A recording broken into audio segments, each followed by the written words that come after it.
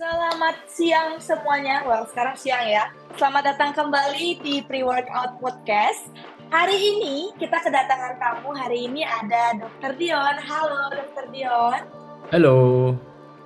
Hai, jadi kalau Dr. Dion ya, aku yakin kayaknya teman-teman pasti pada udah kenal ya audiens kita. Tentu. Tapi salah satu yang bikin aku kagum banget nih sama Dr. Dion adalah kayak aku bisa bilang kalau tentang nutrisi itu sharing-sharingnya di Instagram legend lah ya. Dr. Dion sangat konsisten dari beberapa tahun yang lalu, dari bahkan sebelum aku jadi coach juga aku udah ngeliat dan terinspirasi banget nih. Jadi hari ini topik kita pastinya seputar tentang nutrisi, terus gimana caranya kita nge-fuel badan kita supaya latihannya juga maksimal. Tapi sebelum kita mulai, mungkin tanya-tanya dikit ya, Dok, gimana sih bisa sebenarnya masuk ke bidang nutrisi ya, guys? Karena kan sebenarnya walaupun dokter, aku yakin itu agak sedikit berbeda ya. Gimana what Hmm. get you into nutrition? Saya berasa agak tua tadi dibilang legend. kayak kayak udah berapa puluh tahun gitu kan. Tapi ya gitulah. Tapi kita mulai sebenarnya itu dari dari kayaknya sama lah. Kita semua mungkin bermula itu dari semuanya ya dari hobi juga dulu gitu ya. Kita suka di bidang ini, kita menyukai bidang ini dan ya itu yang bikin kita mungkin bisa kerja selama ini juga. Kalau memang kita nggak suka tuh ya nggak mungkin bisa kerja selama ini juga. Kita passionate di bidang ini gitu kan. Kita ngambil ilmu terus, kita ngambil sertifikasi kemana-mana dan lain sebagainya gitu.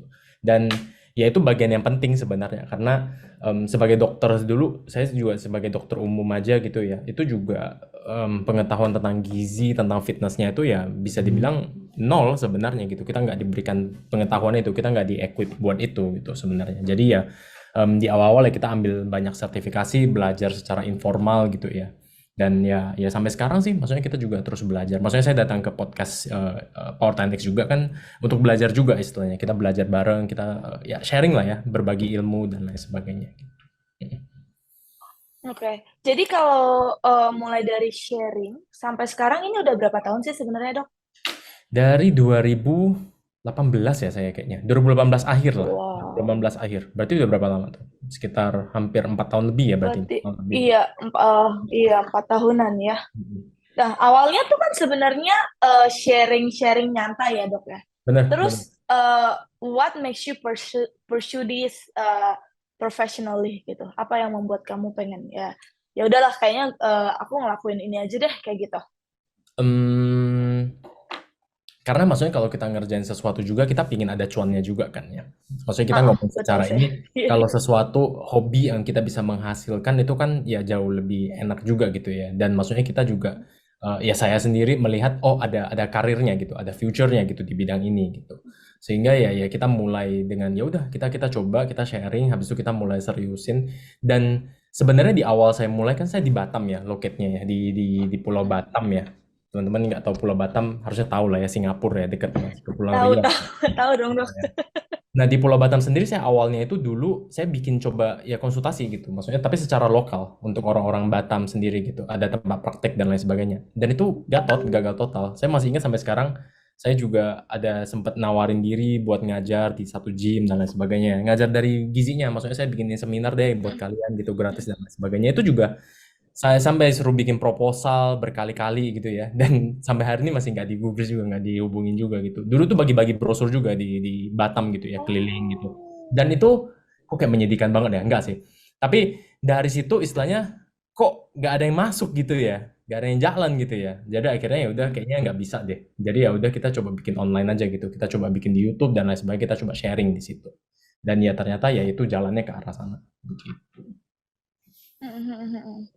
Karena pengalaman dokter Dian juga udah banyak nih dari mulai sharing-sharing bahkan sekarang Slow juga ada ininya ya coachingnya ya ada untuk ada. gizi. Nah, menurut dokter Dion selama eh, pengalaman 4 tahun ini apa sih sebenarnya yang salah satu atau salah dua terserah deh pilih sharing aja yang paling kesalahan I guess atau kayak miskonsepsi atau problemnya lah yang paling banyak Hmm. dokter Dion temui selama sharing dan coaching juga untuk kayak persoalan gizi. problem kemana dulu nih? Problem untuk kayak klien atau problem kayak ke edukasinya gitu? Hmm, Minumnya. let's share both aja lah, ya. Let's share both. Mungkin kalau klien mungkin kayak oh pada nggak mau makan atau gimana atau kayak apa sih sebenarnya problem yang ditemuin mulu itu dari Dokter Dion? Kalau klien menurut saya mungkin yang mungkin keluh kesah lah ya kita bisa bilang ya. Hmm, Kadang-kadang itu bukan ke mereka nggak mau nurut, tapi lebih ke nggak ada feedback kalau saya pribadi. Jadi dengan nggak oke. ada feedback itu nggak ada komunikasi itu yang saya agak khawatir justru.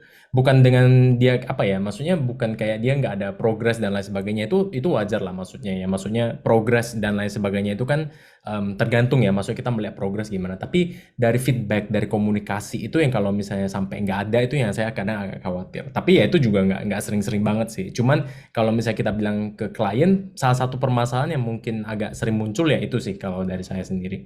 Tapi itu small, maksudnya itu small minority aja gitu.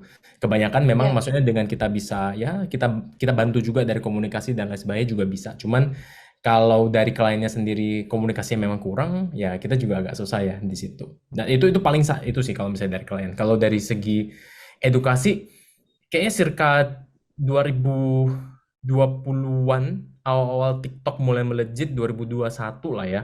Yang mungkin agak sedikit ini saya adalah kayak saya pingin banget ngalahin kayak misinformasi gitu. Kayak kalau ada hmm, yang nggak bener dikit tuh kayaknya mau disikat aja gitu. Ini nggak bener nih, gue harus sikat, gue harus teach, gue harus ngapain gitu istilahnya.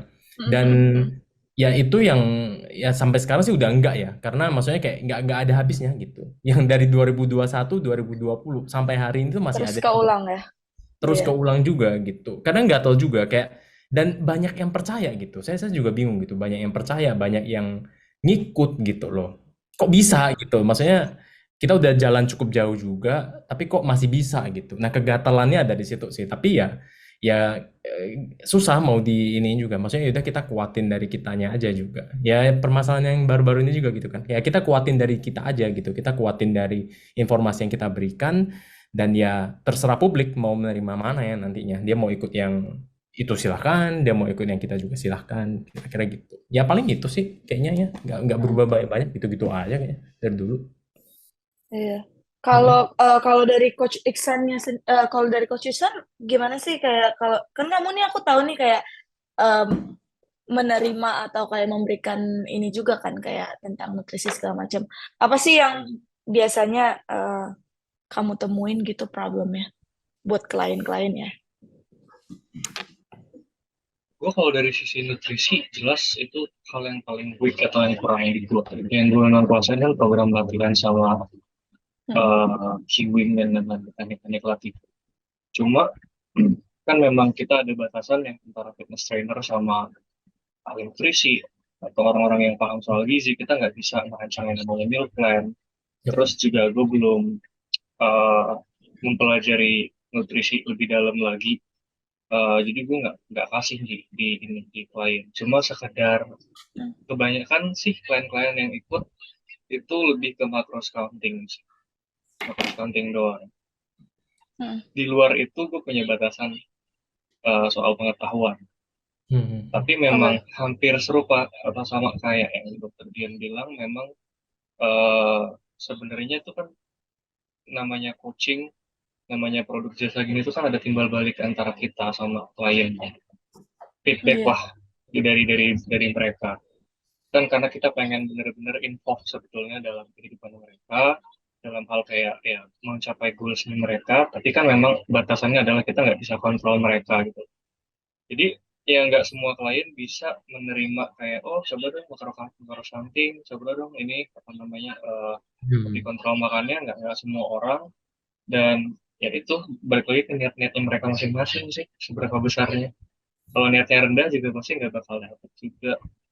Terus sama itu pengetahuan informasi soal nutrisi kan makin bertebaran tapi ya setuju sih sama dokter Dion nggak akan ada habisnya hal-hal yang berkaitan sama misinformasi mau Iya. di TikTok mau di Instagram nggak bakal habis karena ada aja orang-orang yang menggunakan gelar atau status dia sebagai seorang ahli demi ketenaran demi demi apa namanya ya demi Views. exposure bikin bikin hal-hal yang kontroversial kayak gini. Ini lagi rame banget.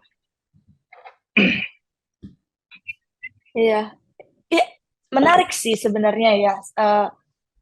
Kak Yulia juga sering sharing kan. Maksudnya Kak Yulia kan salah satu yang legend juga ya menurut aku ya. Maksudnya Ya, kayak sharing tentang masalah kayak gini dan juga dari dulu pun aku ngeliat Kak Yulia bukan tipe orang yang juga kayak istilahnya kayak oke gue asal share aja, dia actually mau Ya. baca segala macam gitu kan. Nah kalau pandangan Dokter Dion sendiri ya gitu, haruskah sebenarnya kita sebagai awam Hmm. gitu hanya mendengarkan orang yang punya gelar, jadi kayak oh just because dia influencer terus yang satunya lagi punya gelar, apakah kita kayak gimana sih sebenarnya yang baik sebagai seorang pendengar kali ya, yang supaya kita tuh nggak eh, gampang bias ke satu sisi kayak gitu. Ngerti nggak sih pertanyaan aku? Iya, mengerti, mengerti banget. Cuman saya lagi udah mikirin jawabannya nih agak-agak mustahil juga. Ini jelas gue boleh, aku boleh nambahin pertanyaan nggak buat Dokter Dio? boleh Boleh, boleh. Em, baru. Semakin aku menyadari gini, kayak Gimana? semakin semakin bertambahnya tahun, semakin banyaknya research, semakin banyak pilihan kita. Entah Hmm. dari sisi latihan, entah dari pola nutrisi, Ya. termasuk pola-pola diet. Tapi sebelumnya dok, dari kayak basic dasarnya ilmu gizi itu apakah serumit sekarang? Kayak Hmm. sekarang kan udah mulai ada carnivore diet itu, aduh, bener-bener charlatans banget kan, mereka bener-bener sangat Ya. into carnivore diet. Terus ada yang keto diet yang bener-bener keto banget, nggak mau kayak menerima hal-hal yang kayak diet dinamis gitu, kayak mungkin sesuatu hal bakal berubah. eh untuk di sisi biomekanik ya, kayak kayak Nah, dari pergerakan situ aja. sendinya manusia itu, kalau misalnya katanya Dr. Max Slavin dari RTS itu, dia bilang itu adalah set science. Set science artinya kayak kalau misalnya belum ada perubahan evolusi manusia, pengaruh apa namanya, keilmuannya nggak bakal berubah. Nah pertanyaannya, apakah dari sisi nutrisi ini juga berubah, mungkin dok, dari sisi kayak oh makanan-makanannya juga berubah gitu, sampai akhirnya sekarang jadi kayak serumit gitu, bahkan kayak ada beberapa ahli yang bilang oh saya nggak bakal makan ini karena ini bakal bahaya gitu. Apakah seruat itu sekarang? Oke. Saya jawab punya Coach Iksan dulu aja ya, lebih gampang. Yang berikutnya nanti dari Coach Anggi agak susah. Nanti. Punya Coach Iksan Agak gimana? kontroversi. Yang karena itu saya juga lagi nyari jawabannya gitu. Masalah menyaring misinformasi ya. Itu juga yang salah satu yang penting. Cuman susah untuk menjawab itu tanpa kelihatan sombong gitu. Jadi yang pertama dulu aja Coach Iksan dulu. Kalau dari itu sih sebenarnya kalau kita dari nutrisi dari semua lah ya, maksudnya kita secara general kesehatan ya, itu selalu berubah sih istilahnya. Yang dari awalnya kita percaya seperti ini, lama-lama jadi ini. Contohnya paling gampang kita lihat kolesterol ya. Kolesterol yang dulu awalnya maksudnya dietary kolesterol ya, kolesterol yang kita makan yang dulu dianggap bisa menimbulkan plak pada jantung, setelah itu bisa menimbulkan penyakit jantung, setelah itu kematian dan lain sebagainya. Dulu dipercaya seperti itu, dan guideline-guideline dari dunia juga menyarankan lu jangan makan kolesterol gitu. Lu harus batasin kolesterol. Satu hari itu 200 miligram kira-kira. Satu telur itu udah 200-an miligram, 230-an apa 300 miligram kolesterol. Sehingga muncul ya ketakutan orang untuk makan kolesterol. Ini zaman-zaman ya ayah ibu kita ya istilahnya gitu ya. Di zaman-zaman yang ditakuti dengan kolesterol dan lain sebagainya, mereka dikasih untuk jangan makan fat, harus makan karbo dan lain sebagainya. Dan sekarang shift ke daerah kita, ke zaman kita di mana ya lebih banyak ke low carb sekarang kan. Semuanya low carb, semuanya Betul. ini Hmm. fat itu nggak apa-apa, kolesterol tinggi itu nggak masalah, LDL tinggi, kolesterol total, ya yang penting TG-nya rendah gitu aja pokoknya. Tapi itu juga sebenarnya apa ya? Menurut saya juga sesuatu yang bisa berbahaya juga gitu. Karena ujung-ujungnya kembali ke segala sesuatu yang berlebihan itu tidak baik, kecuali duit gitu ya. Duit juga berlebihan juga ya Baik sih dok. Ya, bisa nanti problematic ya, to some point ya. Bisa ya, iya iya iya, I agree. Tapi enggak lihat hidupnya Raffi Ahmad Kalau happy aja. Oke lah. iya. Itu nggak apa-apa lah. Kalau duit boleh berlebihan gitu. Tapi yang lain-lain tuh misalnya kayak segala sesuatu yang berlebihan itu nggak baik. Maksudnya kayak kita ngomongin tentang latihan, apakah latihan yang lebih banyak selalu lebih baik? Kan nggak juga sebenarnya. Apakah minum air lebih banyak lebih baik? Nggak juga, tergantung dosisnya juga kan. Jadi semuanya kembali lagi ke situ, dan semakin banyak dipelajari, maksudnya untuk ilmu gizi ya. ujung-ujungnya tuh kembali lagi ke ya gizi seimbang, makan secara baik, lu latihan dan lain-lain. Dan yang sekarang bener-bener saya percayai gitu ya, untuk kayak hidup sehat dan lain sebagainya, itu gimana cara lu bangun konsistensi itu. Gimana caranya lu bisa latihan tanpa henti lah istilahnya. Bukan tanpa henti istilahnya nggak ada rest, tapi gimana lu bisa latihan terus sampai tua nanti. Gimana caranya lu bisa memilih pola makan yang baik buat lu sampai nanti-nantinya. Itu yang lebih penting sebenarnya, adherence. Ya kayak Alan Aragon, kayak si BioLane dan lain sebagainya, mereka push naratif ini. Maksudnya untuk kayak ya gimana caranya supaya lu bisa adhere ke diet lu, gimana caranya lu bisa mempertahankan pola diet lu. Itu aja sih sebenarnya yang kita pegang. Dan kalau charlatan dan lain sebagainya, ini kadang saya juga melihat kita sendiri, maksudnya kita yang di kubu ngitung kalori, makro, latihan dan lain sebagainya, apakah mungkin kita yang terlalu bias juga terhadap apa yang kita pelajari gitu? Apakah kita yang mungkin terlalu defensif terhadap ilmu baru misalnya gitu? Tapi ya kesadaran itu membantu sih, maksudnya untuk kita, oh ya udah mungkin saya salah gitu, saya coba pelajari lebih dalam, saya coba pelajari bagian mereka juga gitu.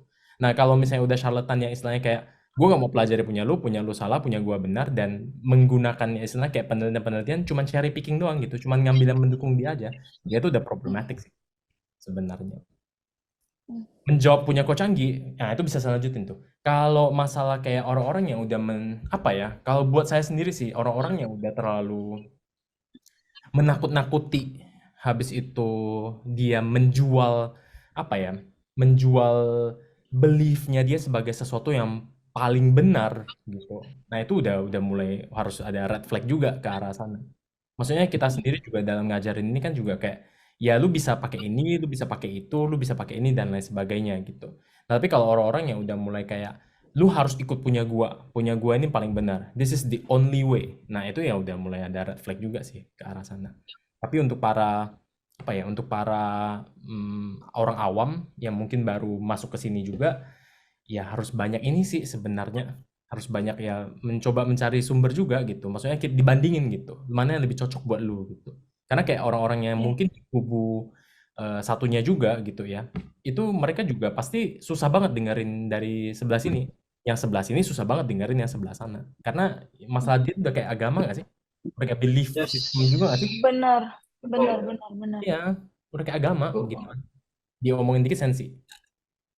Iya, benar sih. Jadinya kayak kesannya berantem aja ya. Kayak kalau kalau aku sih ngelihat dari sisi luar ya. Maksudnya aku kan nggak terlalu dive down nih ke apa yang terjadi. Cuman kayaknya sih jadinya agak terlalu cult, kind of cult gitu. Eh, Kalau aku dari luar sebagai orang awam juga ya, maksudnya kayak ngerti sedikit tentang nutrisi, tapi just enough. Menurut aku, yang aku lihat ya dari kalau misalnya terjadi kayak gitu, kalau misalnya seperti yang Dokter Dion bilang tadi, kecuali uang, kayaknya ekstremis tuh dikurangin deh. Kayak kelebihan-kelebihan sesuatu kayak kecuali uang dikurang, kayak saya tahu ada red flag dikit deh gitu, kecuali duit ya. Jadi kalau misalnya nih kayak ada satu kubu yang bilang kayak oke, hindarin ini entirely, itu agak questionable sebenarnya. Kalau kalau aku sebagai orang yang kayak ya terjunnya sih kayak shallow-shallow aja ya di bidang nutrisi kayak gitu. Hmm. Kayak, ya take away aku kayak gitu sih, make sense banget sih yang Dokter Dian bilang.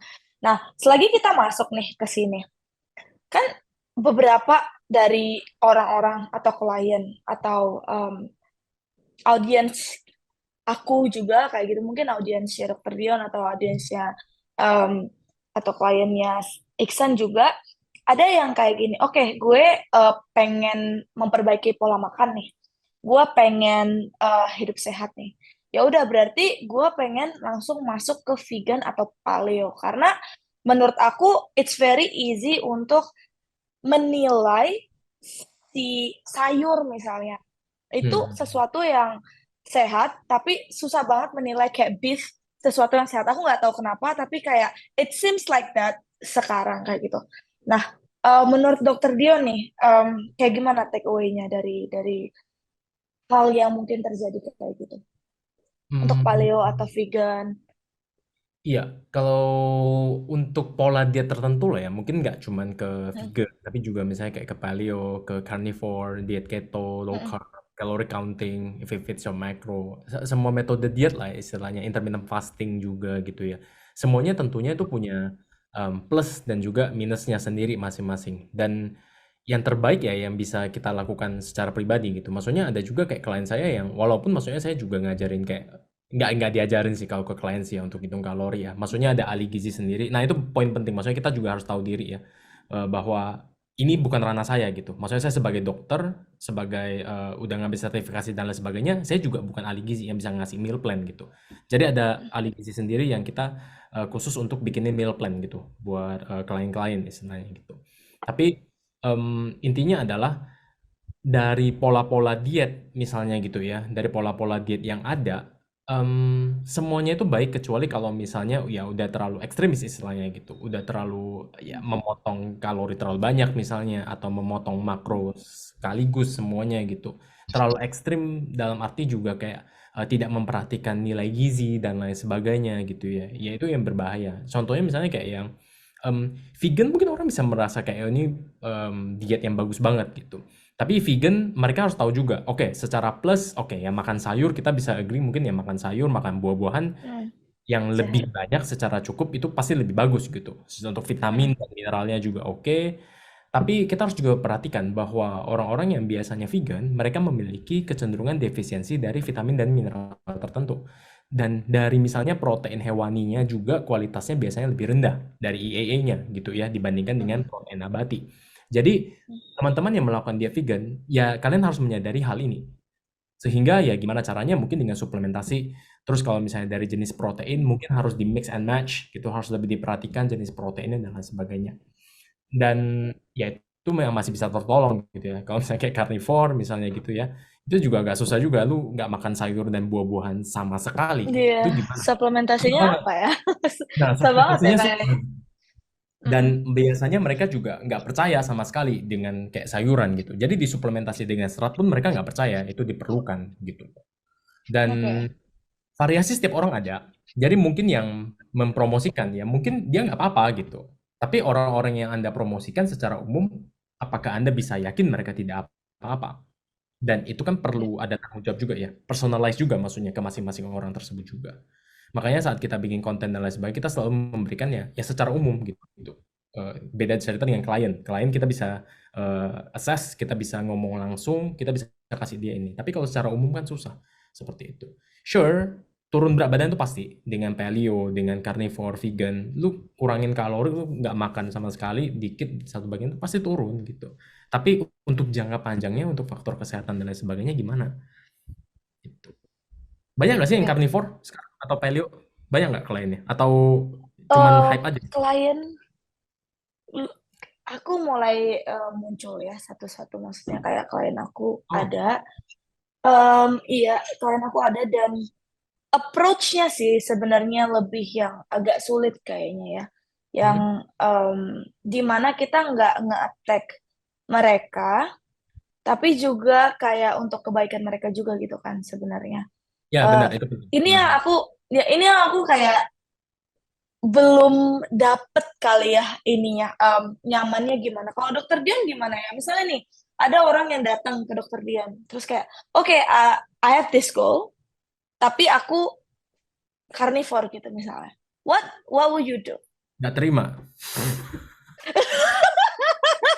Capek, begitu capek, nggak bisa. Kalau yang masih istilahnya masih sejalan, oke lah, yuk lah kita we can work on this gitu. Misalnya kayak vegan, saya masih oke, yuk we can work on this gitu, masih bisa. Intermittent fasting bisa banget, kenapa tidak gitu. Asal lu jangan makannya terlalu yang ekstrim lah, omat terus tiap hari gitu misalnya, one meal a day terus misalnya gitu. Tapi kalau misalnya dia masih intermittent fasting kayak 8 jam, 10 jam, nggak masalah juga gitu. It works for him gitu misalnya, ya udah silakan gitu. Tapi kalau kayak yang udah terlalu ekstremis gitu, susah sih. Paleo aja saya masih nggak sih, nggak pernah dapat Mikir-mikir. paleo juga sih. Tapi paleo masih oke. Low carb itu masih oke kalau menurut saya. Low carb yang istilahnya range Iya, makro iya, iya, iya. kan 40-60% ya yang disaranin ya. Mm. Mereka main di misalnya 40%, 20-30% masih bisa kok di kita ini. Tapi kalau yang udah kayak terlalu ekstremis itu sih, yang mending nggak usah deh. Stres. Ya, Tapi kan itu makanya fair saya enough. kan sebagai istilahnya orang yang pegang dari segi nutrisi. Nah, kalau misalnya dari coach kan megang dari segi latihan. Untuk segi makanannya oke, tapi kan kayak istilahnya ya udahlah nanti pelan-pelan baru di iniin misalnya gitu. Iya, benar sih dok. Kayak masih ada yang lain dibahas lah di weekly review-nya, istilahnya kan. Tapi kan kalau misalnya coaching nutrisi, ya weekly review-nya, ya kamu makan apa? Ya, Ya beef, gitu. ayam. Kalau saya balik mungkin kayak misalnya ada yang datang kayak saya mau naikin massa otot nih, saya mau punya booty yang bagus gitu ya. Tapi saya nggak mau latihan beban ya. Saya cuma mau lari misalnya gitu. Nah, itu gimana? Pusing kan? Ya udah Iya tolak aja. sih, bener, bener. Udahlah gitu kan. Saya Udahlah, gitu motifku. aja. Bisa, bisa. Oke, itu kan tadi kan kita ngebahas tentang ekstremis ya. Ya, Kalau sekarang aku penasaran gini. Dulu aku I change my mind gitu ya kayaknya karena dulu kan inget tahu kan pasti kita semua kalau misalnya Eric Helms itu ngeluarin ini ya piramida. piramida, yes betul gitu kan. Nah, meal timing kalau nggak salah tuh yang di bagian belakang banget kan sebenarnya kan. Ya. Hmm. Tapi as aku yang lebih sering lagi latihan, abis itu as aku yang lebih banyak lagi ngelatih orang-orang, itu Hmm. aku mendapati nih dok, aku nggak tahu bener apa nggak, please correct me kalau aku salah Hmm. gitu ya.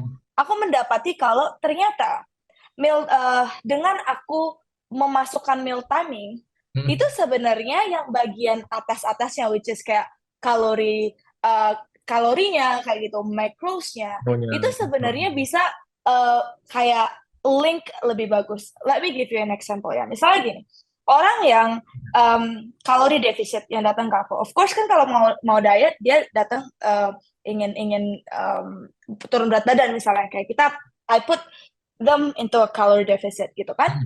Nah awal-awal tuh kalau misalnya kita dia kayak oke, yang penting lu ini aja nih ya, calorie deficit ya. Itu kadang ada aja miss-nya. Tapi ketika nih dilihat lagi, diassess lagi hidupnya kayak gimana, kayak gitu, masukin misalnya eh, kalorinya itu lebih banyak setelah dia latihan atau sebelum dia latihan kalau latihannya yang kayak gede banget. Terus habis itu might need to skip breakfast kalau misalnya paginya dia lumayan lempeng kayak gitu-gitu lah dok, ngerti gak sih yang itu yang Ya, betul. menurut aku lumayan ya ngaruh ke, dan aku bisa bilang kayak biasnya dari aku ya, kasusnya yang aku temui selama ini lumayan ngaruh banget untuk dari segi latihan dan juga adherence-nya dia terhadap kalori defisitnya dia kayak gitu ya. Terus balik ke pertanyaan aku, menurut dokter nih, meal timing tuh mitos nggak sih? Gara-gara kan selama ini kan, oh oke pokoknya ya udah terserah lo aja kayak gitu. Kapan makan yang penting kalori defisit kayak gitu. Nah, seberapa penting sih menurut dokter meal timing itu gitu? Yang piramida Eric Helms itu kan sebenarnya konteksnya ke weight loss dan fat loss. Jadi kalau Mm-mm. dalam konteks ke fat loss dan weight loss, ya memang kalori is king gitu. Maksudnya tergantung ke keseimbangan Mm, kalori terus karena lagi defisit atau surplus. Kalau misalnya kita udah mm, rancang jadwal makan yang begitu mantep ciamik gitu ya, tapi surplus ya dia nggak akan kemana-mana. Dia pasti akan naik berat badannya. Jadi konteks piramida itu dalam weight loss ataupun fat loss. Nah, tapi mm, kalau misalnya kita ngomongin tentang konteks menyehatkan dia, membangun kebiasaan yang lebih baik dan lain sebagainya, meal timing, jadwal makan terutama ya kalau menurut saya ya itu penting banget juga. Jadi itu salah satu hal yang cukup saya tekanin juga. Bukan untuk klien doang, tapi untuk saya diri sendiri juga. Maksudnya kayak jam segini ya udah jam makan gitu. Sebelum latihan ada tambahan kalori dikit, makan siang harus di jam segini, jam-jam segini kira-kira gitu. Makan malam jam berapa dan lain sebagainya. Itu kita perhatiin banget gitu. Saya juga perhatiin banget gitu. Karena memang itu penting gitu. Kalau kita ngomongin tentang meal timing, nggak mitos sebenarnya. Maksudnya memang meal timing itu bisa sangat membantu, terutama untuk meningkatkan performance. Kalau misalnya orang-orang yang memang udah performance driven ya, maksudnya dia pengen performance-nya lebih bagus gitu ya. Meal timing itu sangat membantu sebenarnya dari sisi itu. Kalau untuk pemula yang baru mulai, lebih ke arah gimana caranya supaya jadwal makan dia lebih teratur. Karena problem banyak orang itu adalah jadwal makannya biasanya nggak teratur. Ngaco banget gitu. Kayak pagi kadang makan, kadang enggak, kadang makan sedikit, kadang enggak gitu ya. Makan siang biasanya selalu makan, tapi makan malam kadang makan banyak, kadang sama sekali nggak makan, sore juga begitu. Nggak ada keteraturan sebenarnya gitu. Dan dari Iya benar. ketidakteraturan tersebut itu yang bikin akhirnya kesulitan lah istilahnya. Satu dalam menakar kalori juga jadi susah ya. Kayaknya kemarin makan banyak deh, tapi hari ini kayaknya enggak. Padahal kok gue udah makan dikit ya, kok nggak turun-turun ya dan lain sebagainya. Habis itu juga dari gimana caranya mereka membedakan rasa lapar, rasa kenyang itu juga kesulitan. Orang yang makannya jadwalnya teratur itu terbantu banget dengan kayak gue udah baru makan nih, sekarang kok udah mulai lapar lagi ya. Oh apakah gue makannya tadi terlalu sedikit ya? Atau apakah makanannya terlalu kurang seimbang gitu gizinya, proteinnya kurang kah dan lain sebagainya. Kita bisa akses lebih baik di situ. Ditanyain klien, ditanyain coach juga lebih jelas gitu istilahnya. Jadi itu penting sih. Cuman kalau udah ngomongin tentang konteks piramida itu konteks dalam weight loss. Sehingga Hmm. weight loss sama fat loss. Jadi ya kalau misalnya tujuannya adalah fat loss, mau turun berat badan ya kalori dulu, baru makro, baru mikro, baru meal timing gitu. Baru suplementasi yang paling atas kan. Tapi kalau dalam ya kita nggak mungkin sih, maksudnya kayak untuk klien gitu kita nggak mungkin cuman kayak ya udah lu defisit kalori aja kan, nggak mungkin. Iya Kita benar, benar, lu benar. defisit kalori tapi lu harus perhatiin protein juga ya. Lu variasiin juga makan dan lu bikin jadwal makan yang lebih teratur gitu kan, secara semuanya wholesome ya kita lakukan juga ya gitu kira-kira. Betul. Tapi nggak kok, nggak sama sekali nggak mitos untuk meal timing. Terus ada lagi nih dok, kadang-kadang kan klien tuh banyak yang suka takut nih, ya kan nanti makan jam 7, takutnya semuanya makanannya habis jam 7 itu semuanya gara-gara udah nggak terlalu banyak aktivitas, semuanya jadi lemak. Itu gimana dok? Gimana apanya nih? Gimana? Menjelaskannya kali ya, menjelaskannya gimana nih ke mereka biar kayak ini loh, dokter Dion yang bilangnya bukan aku ya. Nah itu jangan tuh, jangan begitu tuh. kita, kita mau mengurangi ini kan penggunaan mengglorifikasi gelar kan sebenarnya. Kasih, oke. Jadi, apa ya? Kalau Apa misalnya yang akan dokter Dion lakukan gitu kalau misalnya ada yang bilang kayak, enggak dok aku nggak mau makan malam sama sekali karena aku takut semuanya nanti jadi lemak. sebenarnya kesadaran yang paling penting itu kesadaran dari mereka sendiri kan. Maksudnya untuk kayak tahu kayak oh ternyata nggak apa-apa ya gitu ya. Oh ternyata nggak Hmm. masalah ya gitu. Jadi tergantung juga sih orangnya gimana. Kalau misalnya memang dia mau berdiskusi dan dia menanyakan hal tersebut, ya mungkin kita bisa jelasin gitu ya. Tapi kalau misalnya enggak, ini yang saya pelajari dari health coaching juga ya. Kalau misalnya dia enggak, istilahnya dia nggak nanya gitu ya, dan dia memang ada ketakutan itu sendiri atau mungkin dia keep dan lain sebagainya, dan kita tahu itu, ya mungkin belum saatnya dia untuk mendisclose itu juga ke kita. Jadi ya sudah coba ditanya ulang lagi, istilahnya kayak setiap kali kita ketemu kan kita juga bisa tanya ya kayak makannya gimana gitu. Oh makannya jam segini jam segini. Oh makan malam kok nggak makan, kenapa gitu. Dari situ mungkin kita bisa memancing untuk dia mendisclose. Oh gue nggak makan nih karena gue takut dan lain sebagainya lemak. Oh kok bisa gitu? Maksudnya lu dapat info ini dari mana gitu misalnya? Atau kenapa ada Hmm. ketakutan seperti ini? Nah mungkin ya bisa coba dijelasin juga. Maksudnya kayak kan kita ujung-ujungnya ya tentang keseimbangan kalori. Walaupun nggak sesimpel itu juga sih. Maksudnya kayak masalah meal timing tadi, chrononutrition ya. Maksudnya kan secara gizi tapi dari secara waktu dan lain sebagainya. Suka nggak suka berpengaruh. Jadi bukan berarti kayak oke lu yang penting defisit kalori, lu makan jam 12 malam juga nggak apa-apa gitu istilahnya. Kemarin saya baru ada baca penelitian kayak dari orang yang dia makan lebih banyak di pagi hari dibandingkan sama orang yang makan lebih banyak di malam hari. Coba dibandingin gitu. Kira-kira lebih bagus mana? Kalau secara kita Hmm. ngomong keseimbangan kalori kan sebenarnya ya sama aja nanti pada akhirnya gitu kan. Tapi ini kembali lagi ternyata orang yang makan lebih banyak di pagi hari bisa memiliki komposisi tubuh yang lebih bagus dan dia bisa juga memiliki regulasi dari rasa lapar dan LDL yang lebih bagus sebenarnya daripada yang makan di malam hari. Ya tapi ini masih perlu penelitian lebih lanjut juga ya, lebih dalam juga ya. Tapi ya berhubungan juga mungkin dengan siklus tidurnya dia. Tidur yang terlalu dekat sama jam makan terakhir kan juga bisa berpengaruh. Makan terlalu banyak juga mungkin dia di pagi hari akhirnya jadi regulasi lapar itunya juga kurang bagus dan seterusnya gitu. Tapi kalau misalnya untuk orang yang gitu ya coba dipancing deh menurut saya sih. Mungkin coba dipancing, coba diajak ngobrol. Kira-kira gimana? Kalau saat dia udah dikasih makan, habis itu dia, oh ternyata gue makan malam juga nggak apa-apa nih, nggak naik-naik nih ternyata, oke-oke aja nih, progres oke nih, bagus dan lain sebagainya, dia juga, oh iya nggak apa-apa. ya. Jadi ya dia juga percaya karena udah ngeliat sendiri buktinya ya di dirinya gitu. Mhm. Iya sih, make sense.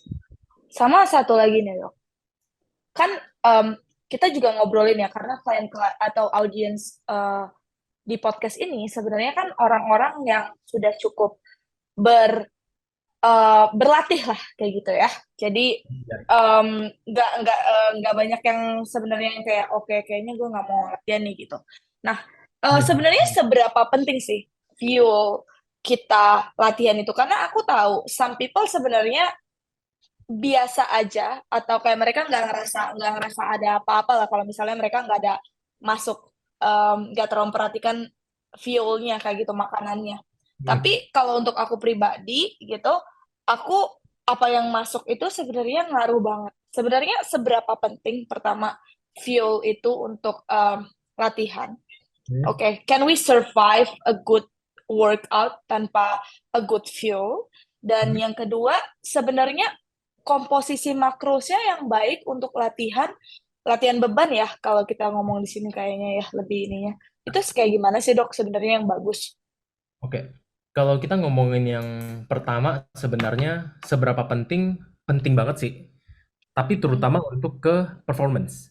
Em, Kalau misalnya orang-orang yang baru mulai, mereka mungkin nggak terlalu musingin hal ini. Dan kadang-kadang justru kalau kita bilang kayak lu harus makan dulu ya sebelum latihan, atau setelah latihan lu harus makan ya, lu harus makan sebanyak ini dan lain sebagainya. Kadang-kadang itu bisa jadi terlalu overwhelming. Padahal ternyata dia, oh gue lebih cocok olahraga tanpa makan sama sekali. Tapi justru dengan lu suruh gue makan dengan takaran begini, gue jadinya akhirnya nggak bisa olahraga, gue jadi nggak doyan dan lain sebagainya. Itu juga bisa jadi problem baru gitu. Jadi untuk para pemula sebenarnya kalau kita ngomong tentang meal timing, pre-workout meal dan lain sebagainya, kembalikan lagi sih ke dia kalau menurut saya. Saya sendiri jujur orang yang kayak fast workout tuh oke-oke aja gitu, nggak masalah. Kayak olahraga tanpa ada makan sama sekali, nggak ada fuel itu ya oke-oke aja, fine-fine aja gitu. Tapi begitu saya makan, beda, karena udah ngomongin ke masalah performance gitu. Maksudnya kalau misalnya saya cuman ngejar ya cuman iseng-iseng aja gitu, maksudnya cuma untuk kesehatan secara umum mau latihan di pagi sama sore, Tipis-tipis kalau kata orang. is lah gitu. Pagi pun nggak terasa. Tapi begitu lu udah coba, eh lu bakal kerasa gitu loh. Begitu lu udah ganti, istilahnya lu udah misalnya yang latihan di pagi hari, oke sekarang gue mau performance lebih bagus, jadi gue latihan di sore hari. Sebelum latihan gue udah makan sebanyak ini, udah ada pre-workout mealnya, ada LL, ada coachesnya dan lain sebagainya. Itu pasti beda gitu. Sehingga ya mau gak mau memang harus ya ada eksperimen juga, cobain gitu. Dalam keadaan fasted, dalam keadaan fat, kira-kira gimana? Oke nggak gitu? Ada perbedaan nggak? Kira-kira seperti itu. Jadi kalau ngomongin tentang fuel untuk workout itu penting banget. Makanya kayak keto dan lain sebagainya susah gitu. Kemarin adik siapa yang ngomong ya, maksudnya kayak atlet itu nggak pernah ada yang keto kalau nggak salah katanya. Karena susah gitu. Fuelnya dari mana gitu. Kayak nggak kebayang kan tiba-tiba ada atlet main badminton terus tiba-tiba dekat olive oil misalnya gitu kan tidak masuk akal sebenarnya. Karena kan mereka makan gula Iya. gitu. Ya itu kurang lebih dari situ. Kalau kita ngomongin tentang good fuel-nya sendiri, tentu yang paling pertama ya fokus di karbohidratnya sih. Kalau untuk protein sendiri, kalau kita ngomong protein timing, at least dari yang ada sekarang ya, selama kita bisa bagi dia jadi 3 sampai 4 meal satu hari itu udah oke. Jadi dalam satu hari misalnya total protein kebutuhan berapa tuh? 140 gram misalnya gitu ya. Ya udah kita bagi jadi 4 kali makan aja yang penting. 40, 40, 30. That's fine. Ada kalau bisa jarak antar mealnya itu jangan terlalu pendek, jangan terlalu jauh. Jadi antara 3 sampai 4 jam. Jadi misalnya kalau makan siangnya jam 12, ya jangan makan protein lagi nanti jam 6 sore misalnya gitu. Kalau bisa ya jam Ya, 3 jauh banget ya. mungkin Mm-mm. sisipin dulu ada whey protein misalnya atau sisipin dulu ada protein dikit yang lebih gampang serap supaya bisa latihan di jam 4 misalnya gitu. Nah, itu udah oke kalau misalnya dari protein. Tapi kalau misalnya dari em, kalau misalnya dari fuel yang lain ya terutama sih karbohidrat sih. Lemak itu nggak terlalu penting-penting enggak kalau sebenarnya kalau kita ngomong karena untuk ini ya untuk masalah fuelnya ya. Tapi karbohidrat itu yang bakal penting banget. Jadi biasanya untuk pre-workout meal ya pastiin harus ada karbohidratnya yang cukup banyak juga gitu. Kira-kira. Rekomendasinya berapa sih dok sebenarnya yang Nah, baik? rekomendasinya sendiri sejujurnya saya kurang hafal. Tapi kalau misalnya kita ngomongin tentang Tapi enggak sih, ini kalau misalnya udah intra workout ya sebenarnya ya. Kalau misalnya untuk workout yang durasinya panjang banget, tapi terutama itu lebih ke cardio base. Kalau misalnya untuk latihan sendiri, ya nggak yang istilahnya sedikit banget, tapi nggak berlebihan banget lah. It's a whole meal lah gitu ya. Saya mau bilang 1 gram per kilogram berat badan juga, ya masih oke lah, 1 gram per kilogram berat badan. Tapi jangan terlalu terpaku sih Hmm. sama angka. Jujur saya nggak hafal sih untuk Hmm. angka. Tapi jangan terlalu terpaku. Ya. Yang pasti istilahnya untuk pre-workout meal itu selalu pastikan ada karbohidratnya yang cukup lengkap gitu, karbohidrat kompleks. Kalau misalnya nggak dapat karbohidrat kompleks, udah terlalu jauh misalnya ya, latihannya jam 4-an, misalnya makan siangnya jam 12, ya mungkin jam 3 bisa dapatin sedikit dari simple sugar misalnya gitu, untuk bantu tambahan tenaga Ya. misalnya kalau untuk performance gitu. Hmm. Oke. Ngomongin tentang ini ya, performance kan. Coach Iksan, kan ini kamu banyak ngelatih ya, yang kayak yang apa ya, kayak bodybuilding ya. Bisa boleh nggak sih aku bilang kayak gitu?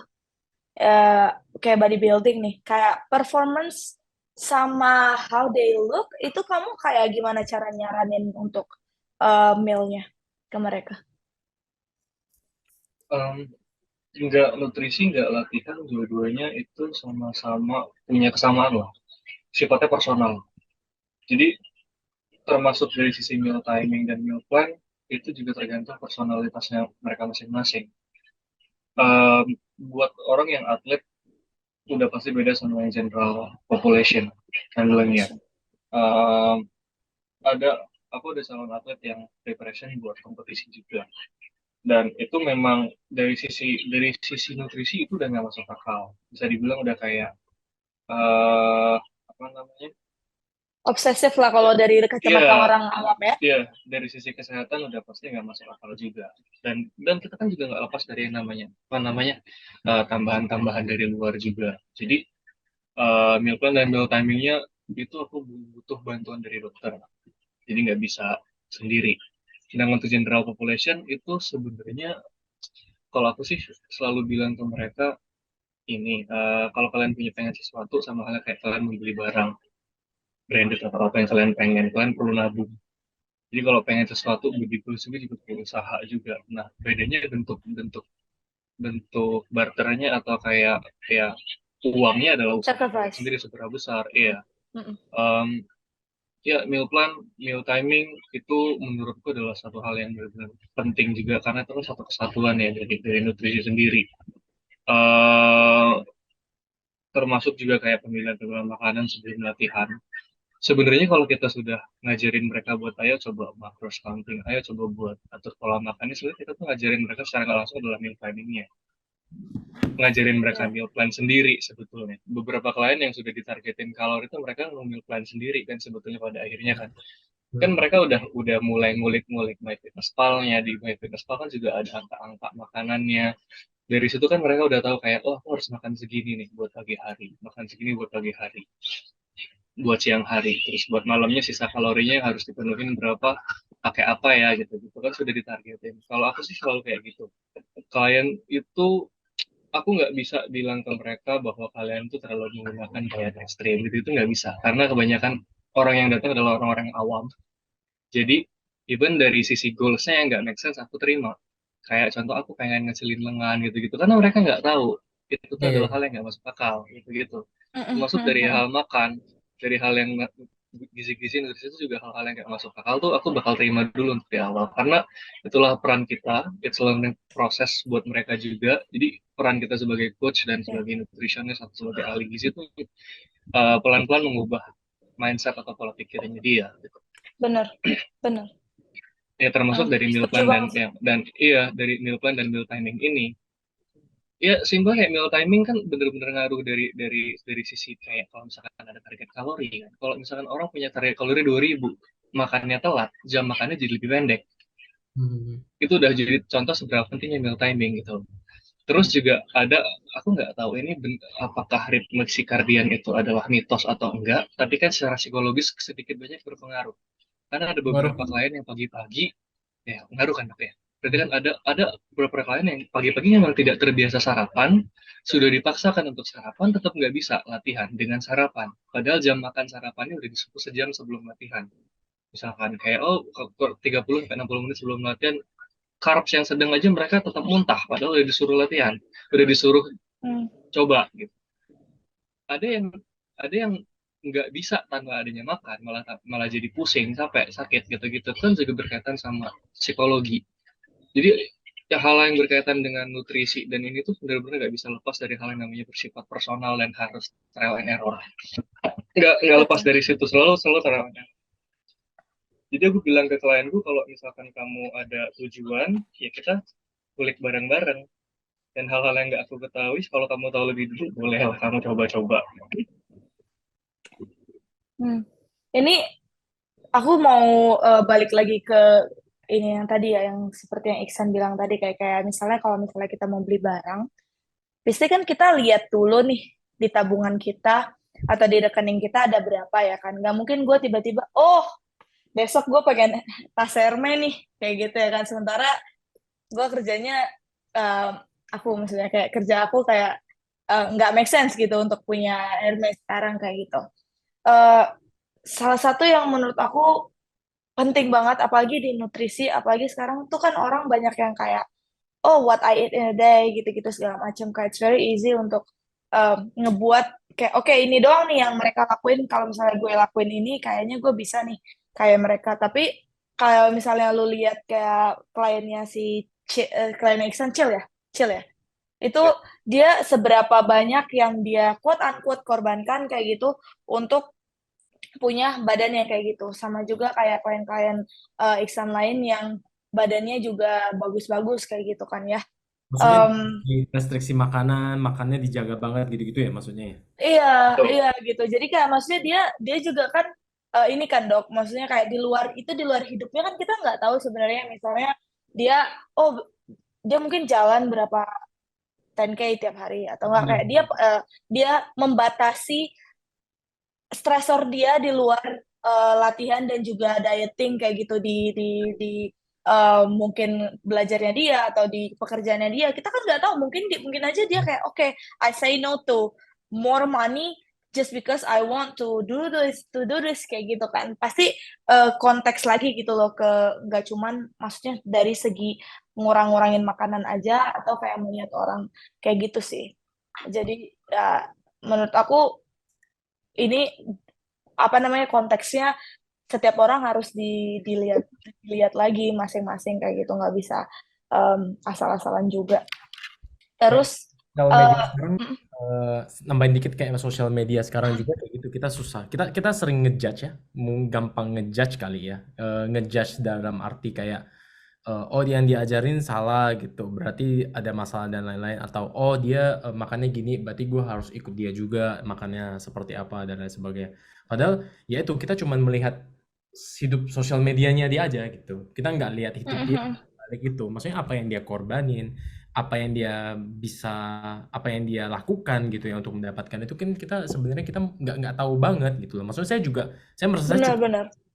dalam saya sharing dan lain sebagainya. Branding saya juga ya begini-begini aja gitu. Saya juga Mm, nggak banyak yang istilahnya kayak ada ada branding harus saya jaga, personal branding dan lain sebagainya itu nggak ada juga gitu. Itu pun kalian juga tidak banyak tahu gitu istilahnya. Apa yang saya lakukan di balik ini gitu. Apa yang saya mm. makan, apa yang saya lakukan. Oke, saya makannya banyak, tapi latihan saya juga lumayan banyak nih. Dan ini juga ada sesuatu yang saya korbankan juga untuk bisa latihan sebanyak ini juga. Nah, ya seperti itulah istilahnya. Kita nggak bisa benar-benar ngejudge. Ya kayak one I eat in a day dan lain sebagainya juga. Ya begitulah. Maksudnya jangan jangan di take oh dia makan gini berarti gue harus makan kayak begini juga, nggak juga gitu, setiap orang Mm-mm. beda. Iya, benar banget sih. Sama aja juga sama latihan sebenarnya sih ya. Kayak misalnya orang Hmm. yang nge-share latihannya dia, itu kan kadang ya just for fun and juga entertainment. Dan menurut aku itu fair aja gitu untuk kita nge-share kayak latihan kita, or kita nge-share makanan kita gitu.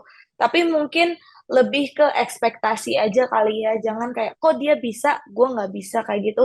Itu yang aku pribadi juga, aku diomelin gitu ya sama saya. Mungkin ininya konteksnya beda lah. Kalau konteks aku kan, aku pengen ke performance. Tapi tetap aja mau performance kayak, mau fisik kayak, mau apapun kayak gitu yang masalahnya progres, kita tuh nggak bisa membandingkan kita dengan orang lain. Bener-bener kayak benar-benar nggak bisa gitu, karena kita Mhm. pertama nggak tahu hidupnya dia gimana, kita nggak tahu dia itu kayak genetics juga play a big role kan, terus kayak training experience, berapa banyak pertolongan yang dia dapatkan dari luar kayak gitu.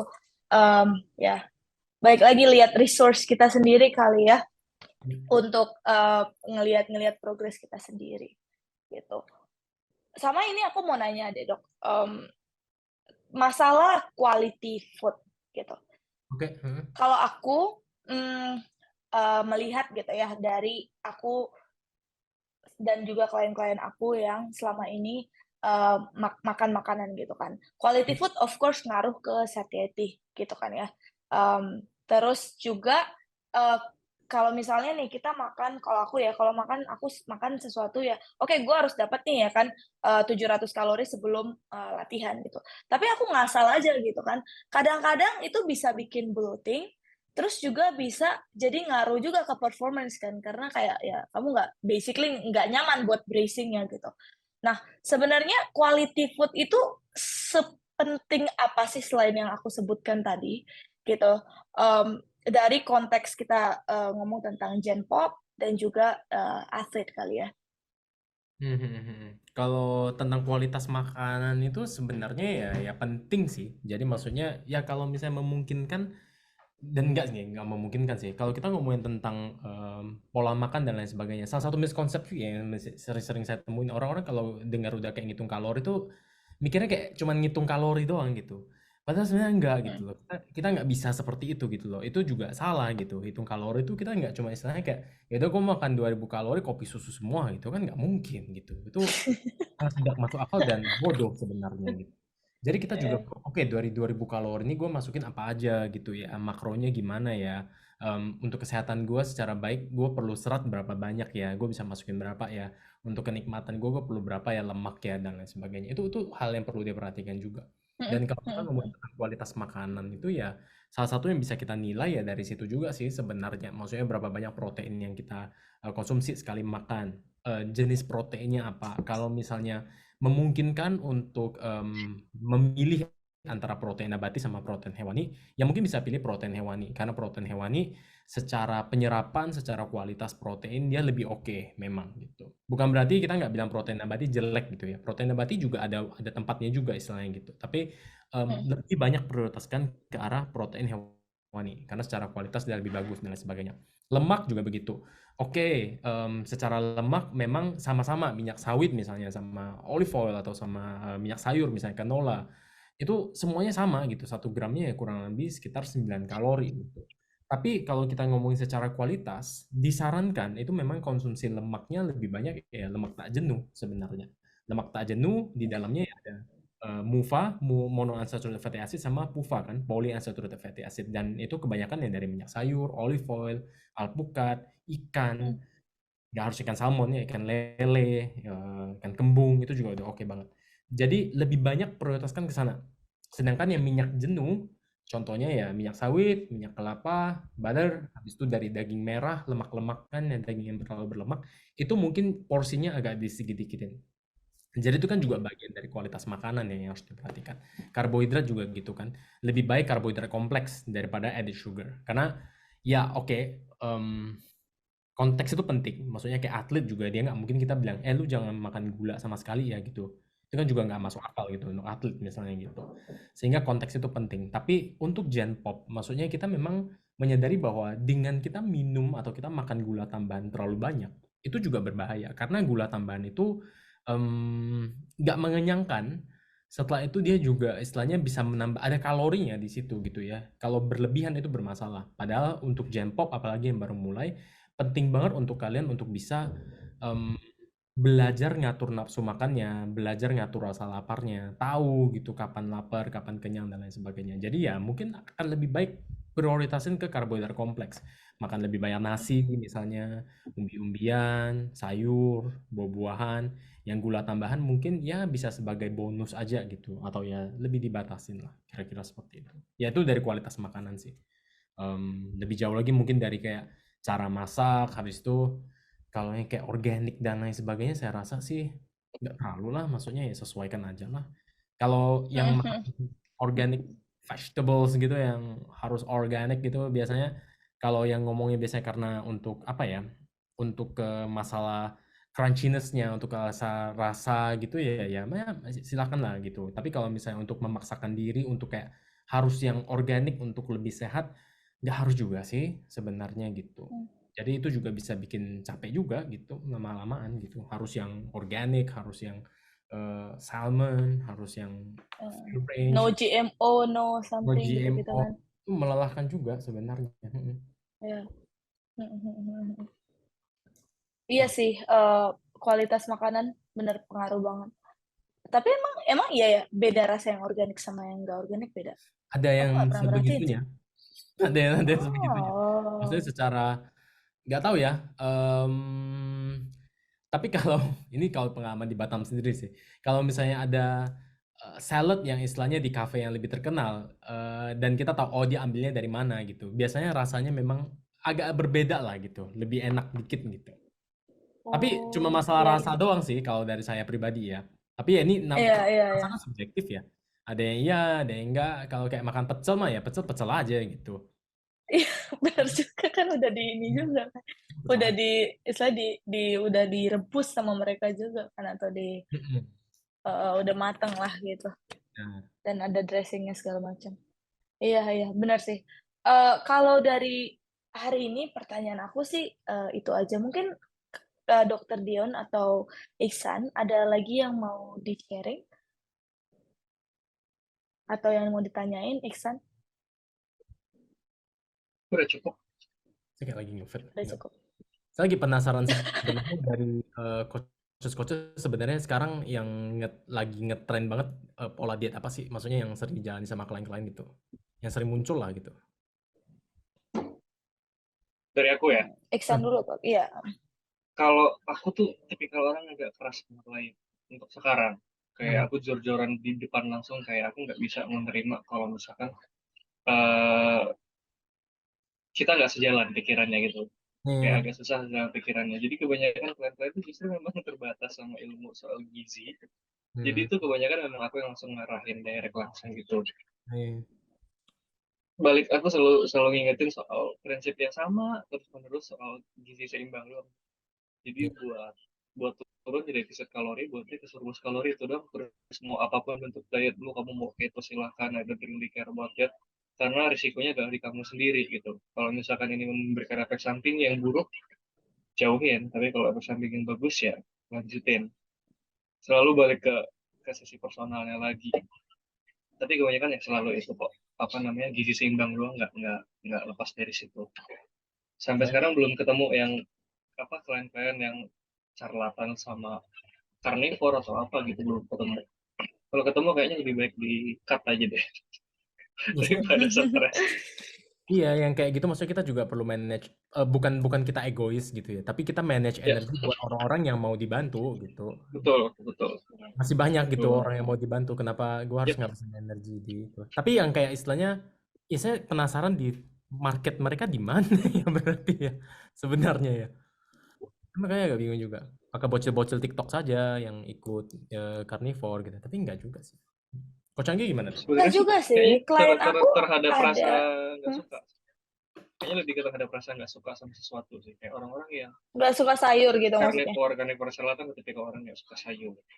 Orang-orang Hmm, yang keto diet adalah orang-orang yang lebih suka sama pola ketonya. Suka makan apa? Kalau keto itu apa ya? lemak tok. Lemak doang. Dia Berarti mereka suka makan lemak. lemak. Berarti yang kayak Lemak semua. kayak bacon gitu-gitu ya. Ya. Yang Jadi sebenarnya kita sebenarnya very orang-orang yang fatty. sukses itu adalah orang-orang yang perlu dukungan atau pembenaran sama apa yang mereka percaya gitu aja sebetulnya. Hmm. Hmm. Coach Kalau Anggi? kalau aku paling banyak sebenarnya yang kayak permasalahan adherence aja sih sebenarnya yang kayak di Hmm. mana keinginan itu tidak sejalan dengan apa namanya usaha yang mau dikeluarkan gitu. Ngerti nggak sih kayak misalnya nih kayak oh aku nanya kamu pengen turut berat badan keinginan kamu dari 0 sampai 10 berapa? Mereka 10 gitu. Mereka 10 tapi sebenarnya they don't really feel 10. Ngerti nggak sih kayak they think that they feel tan, but they're actually not gitu, kayak they're not ready untuk mengubah sesuatu. Karena aku percaya kalau misalnya nih kita pengen mengubah sesuatu dari hidup kita, ya kita sendiri harus berubah gitu. Kalau enggak ya ya semua orang juga bisa six pack kan, semua orang bisa kayak eh, angkat 200 kilo kayak gitu. Jadi ya pertama paling banyak sebenarnya masalahnya itu sih, Dok, adherence untuk uh, apa ya, punya balance yang sama, keinginan sama usaha gitu. Dan yang kedua mungkin kayak selain selain orang-orang yang takut makan kayak gitu, misalnya nih dia datang ke aku, dia Hmm. pengen naik berat badan kayak gitu, tapi memang dari dianya sendiri sebenarnya udah takut makan kayak gitu. Maksudnya udah punya kayak ketakutan sendiri untuk makan, nggak mau gitu. Kayak ada sih sinyal dari badannya kayak seakan-akan dia mau muntah segala macam gitu. Kita udah kayak cari cara dia minum jus segala macam. Tapi terkadang ya aku ngerti juga psychological itu kan ngaruh juga ke badan kita, pasti ada gitu kayak sinyalnya kan. Dia kayak menolak secara psychological, akhirnya ya badannya menolak itu physically gitu, dengan cara dia kayak oh rasanya dia pengen muntah padahal dia sendiri ingin gitu untuk naik berat badan kayak gitu sih yang paling banyak sebenarnya, again kayak yang dibilang si Iksan tadi, mungkin masalah psychological ini banyak banget ngaruhnya ke nutrisi. Itu menarik banget sih menurut aku ya, jadi kayak banyaknya kayaknya kalau latihan orang kayaknya jarang ya yang agak sedikit kayak terlalu terlalu ini banget gitu, yang kayak penyakitnya gara-gara latihan kayak gitu. Paling ya berantem-berantem masalah oke nih overdose gitu-gitu segala macam. Cuman penyakit psychological yang paling banyak dan menimbulkan juga em, mitos sana sini juga menurut aku salah satunya di bidang nutrisi sih. Kalau Aku dari nggak tahu.